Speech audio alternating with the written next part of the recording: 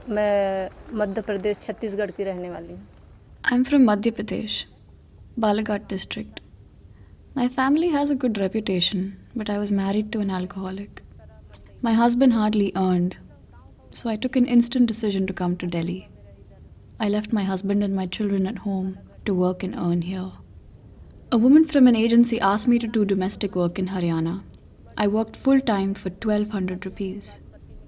I called my children and my husband to join me, but soon after, my husband died. Then I lost my son. Only my daughter is left with me now. There are no schools here. There are no toilets. People get ill from all the garbage. We do not pay any rent here, it's government land. Houses get demolished since this land belongs to the government. A couple of years ago, I think in 2012, 10 to 12 bulldozers came to demolish the houses. They destroyed everything. They said this land will be sold off to construct a hotel. But I came to know the landowners in Sikanderpur destroyed our homes since we left their housing and came here to live. There is an electricity pole nearby. We draw electricity illegally from there, free of cost. It is dangerous. The wires are open. A child might get electrocuted. Even if we go to fetch water, it is risky. But all the people in this slum do this. Go and see the wire open near the church. Once baby's house caught fire. That one who's wearing a night dress and talking on the phone. Luckily, her kids were not at home. Here we use the same water for drinking and washing. A man from Nagpur has a local ration shop. He says that since he provides the water here, we have to take the groceries from his shop. We poor people are afraid, so we have to buy things from there.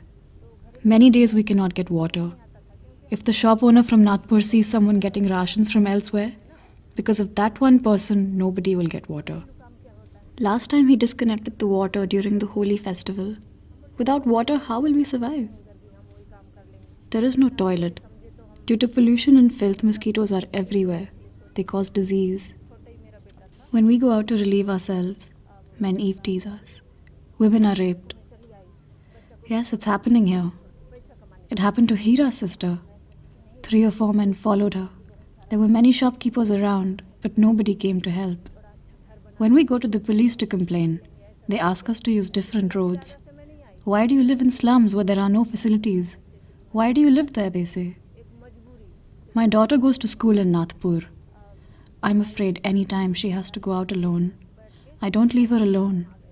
I take Aarti everywhere with me. I am from Bihar. I live with my 3 children and my wife. We have lived here for 16 years. There are around 350 shacks here in the slum. People here are from Bihar, UP, Bengal, and Nepal. Most of us work as laborers. People from the slum have rendered services to all sorts.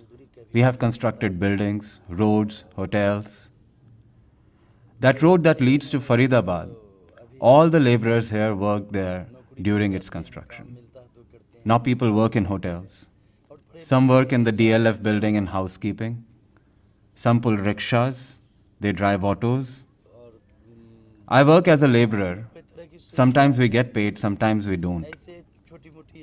Many of us don't have documents. There is not a single family who has a ration card. There is no security for us. In any fight, policemen come and arrest both the parties.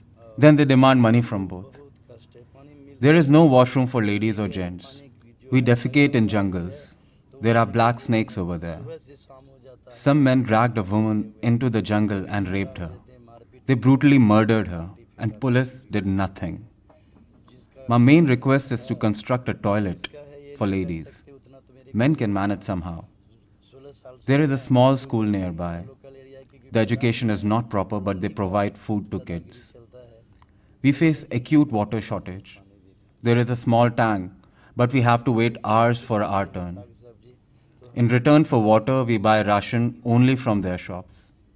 If we buy groceries from anywhere else, they fight with us.